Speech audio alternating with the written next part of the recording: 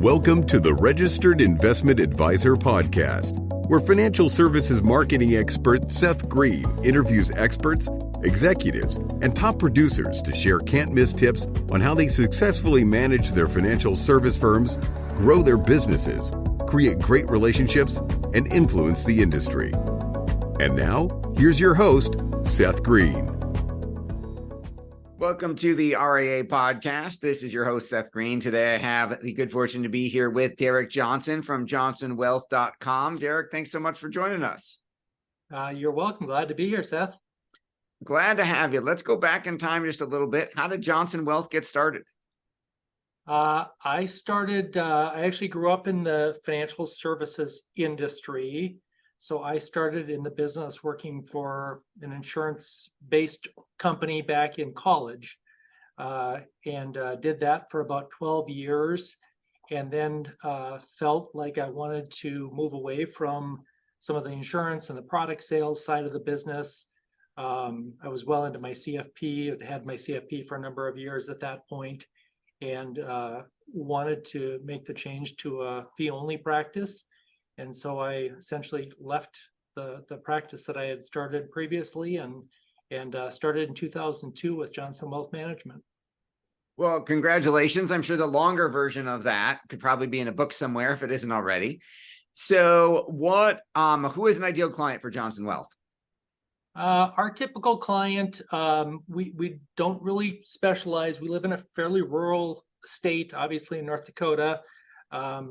So our target market is, someone retiring. We're helping them roll over their 401k and manage their distributions through the retirement. So typical client is, probably we're managing $1 million, $1.5 million of assets on average for them, and meeting with them 2 or 3 times a year and just helping them with any kind of financial issues that might come their way. Awesome. And how are those folks finding you? Initially, when I was getting going, I was obviously pretty active with reaching out to some people. I brought just a handful of clients from my previous practice that got me started in Johnson Wealth Management. Really, the practice has grown by word of mouth. I was fortunate. I had a couple of good relationships with CPAs early on. I got a few clients there, and I really don't do a lot of marketing to speak of. I don't even have a website at this point. So it's really been just word of mouth. And again, being in a relatively, Grand Forks is a town of about 60,000 people. So I think people know who I am, and being a fee-only advisor is somewhat unique to our market as well. When I started, I was literally the only fee-only advisor in Grand Forks and in my immediate region. Well, congratulations on being ahead of the curve there. What are some of the biggest mistakes that those clients are making that you're helping them fix? Well, I hope that I'm catching them before they're making mistakes. Yes. I think the biggest thing that obviously a lot of people get tied up in what's going on with the markets more than they should, particularly coming off of a year like 2002, where you've got the equity and bond markets both down, and people are seeing their accounts losing value. And so we will work really hard at trying to make sure that we're keeping them focused long term. And I adopted a passive investment strategy using primarily DFA funds when I started Johnson Wealth Management. So I really try and just provide a consistent, disciplined approach to the investment management piece of it, and hopefully keeping people on board with that through the ups and downs that inevitably occur with our industry. Absolutely. You've been in the business quite some time. You've probably seen your efforts come to fruition and folks retire. How do you help them make that transition from hey, you've been managing the growth of the nest egg all these years to now the focus on distribution. Yeah, I think it's an important part of it. And I think we spend a lot of time, in the couple of years leading up to they're eventually deciding to retire. We definitely start stepping up our efforts and again, kind of more regular meetings. Also to really try and have some of the conversations outside the financial piece of it. So generally I'm talking with clients about, what are you going to do? What's the emotional impact of this change that's coming? There's a lot of things that are going to be different than what you're used to. And are you really ready for that? And how are you going to fill your time? And so, like I said, I try and do a good job of helping them prepare for the retirement, kind of from an emotional standpoint, and then having conversations about here's how this is going to work in terms of our cash flow. We're going to set up a monthly or a quarterly or however you're comfortable, but just have conversations about what their expectations are.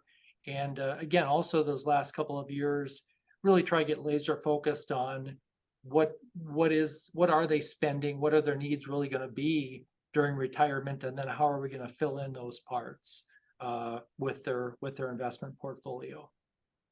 That makes a lot of sense. You've achieved a lot of success for a lot of clients in your own business, obviously. What's your biggest challenge now?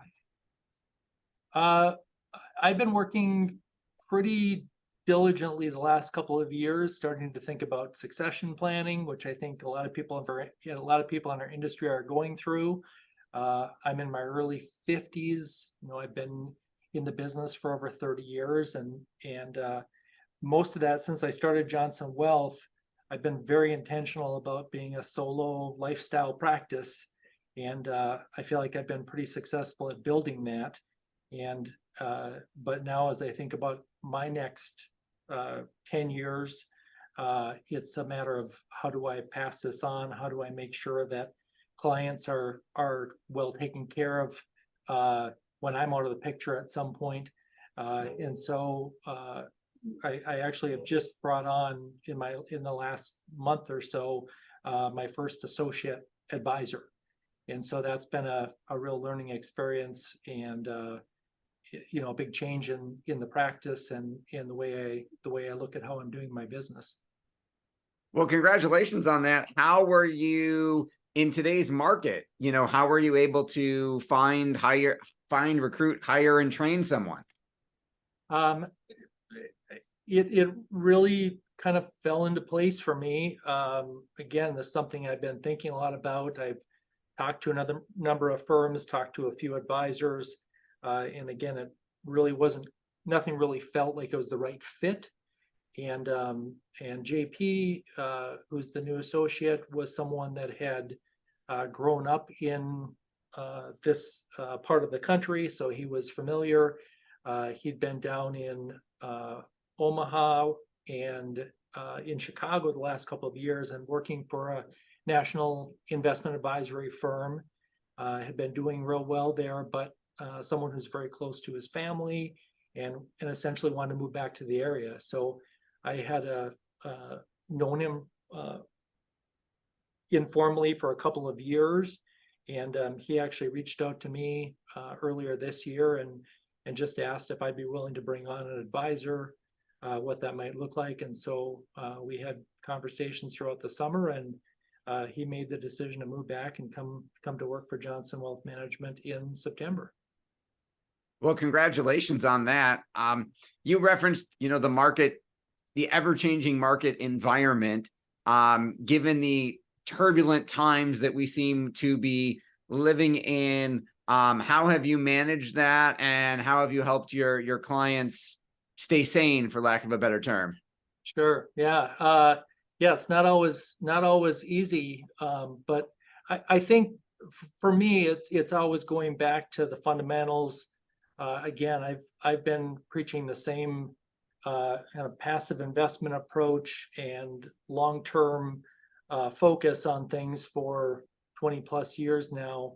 And so it seems like things come come up. Obviously, we've got election year coming up, so hearing more conversation about who's going to be elected and is it going to be better or worse. And obviously the interest rate changes, you've got the inflation we've been through.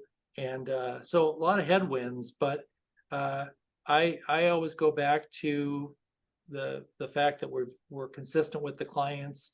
I don't make any promises as to what the market's going to do from year to year, but just really try and stay committed and try and provide them enough information so that they can understand that historically we seem to be doing the right things. If we stick with it, their financial situation is going to work out just fine. Your passion is obvious. What do you like best about what you're doing? I really love and really get my energy from meeting with clients. It's easy to get tied up in some of the day-to-day operations stuff, but I found that for me, a day full of client meetings is really energizing and feeling like I'm having an impact. And certainly have seen that, when you work with someone for 10, 15, 20 years, and you've been through a lot with them as their family and their situation has changed.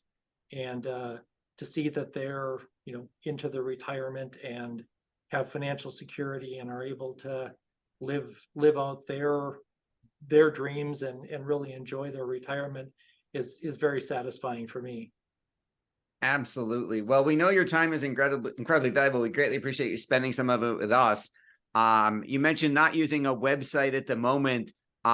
So if we have any other, RIAs listening or watching the show who are interested in learning more about your approach, where is the best way for them to get in touch with you?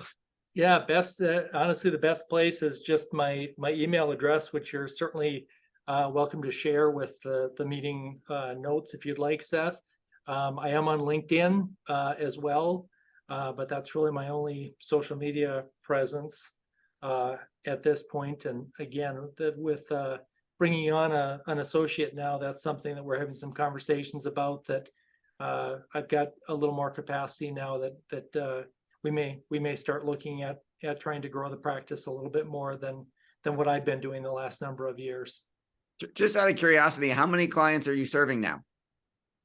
I work with about 130 families, and a handful of 401k plans as well. All right. Well, this has been Seth Greene with Derrick Johnson from Johnson Wealth. Derrick, thanks again for joining us. Absolutely. Have a good afternoon.